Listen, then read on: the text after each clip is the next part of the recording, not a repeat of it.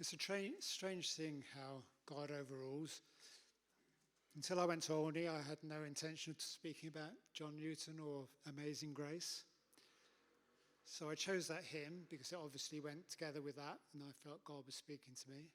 But my main theme was David. But actually, it was while we were singing music practice this morning, and I noticed that every song that Francis and I have chosen talks about grace, talks about God's grace.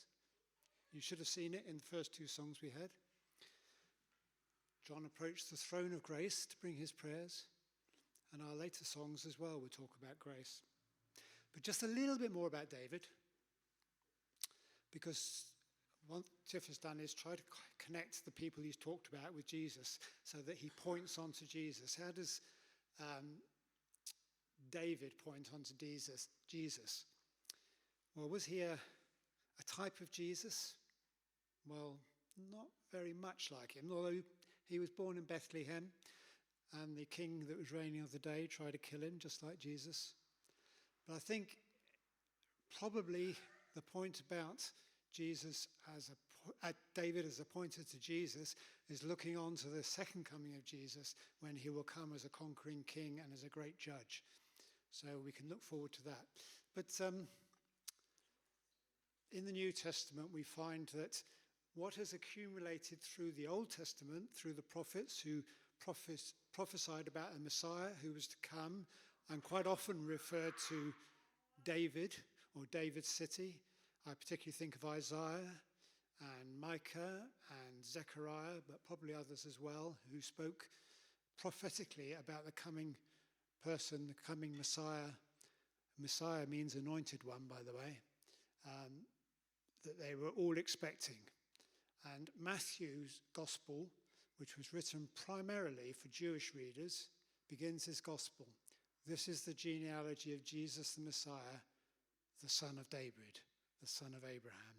And then he goes on throughout the gospel to keep referring to son of David. It's one of the titles he uses 9 times as you go through the gospel. And you see it in some of the other gospels as well. In particular, there's one in John chapter 7, I think it is, where the Pharisees and teachers of the law were saying, well, how can any good thing come out of Nazareth? You know, the Messiah is not coming from Nazareth, where Jesus came from. He's got to come from Bethlehem. Well, we know Jesus was born in Bethlehem, don't we? So what sort of man was David? Type of Jesus? Not really. I've said about that. Now I'm going to try and read that, but you can probably read it. Because I've found this quotation in a book by Michael Wilcock on the message of the Psalms when I was looking at the psalm. And he says, David was a man with a special calling.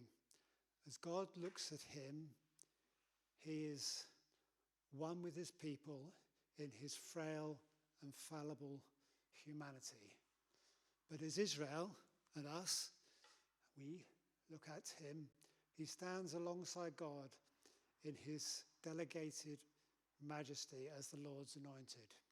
In Psalms of authority, he gives us words that we can use to talk to God. And in Psalms, got that wrong way around. In Psalms of frailty, words for us to use to say to God. But in Psalms of authority, he gives us words God wants us to say to him. And on the one hand, in him God sees and understands all human weakness. And on the other hand, in him God gives us all the resources of divine grace in Jesus. Sorry, I struggled to read that, but in a week or two I'll have some new glasses and I'll be able to read it better. So that's the end of my talk about David. The idea was then that we were going to go on and sing to great David's greater son and to worship the king. But we'll also see, I think, as we sing those songs, the theme of grace running through them as well. So get ready to sing lustily for the remains of this service. And over to you, Ian, to bring up the songs. I would just say a little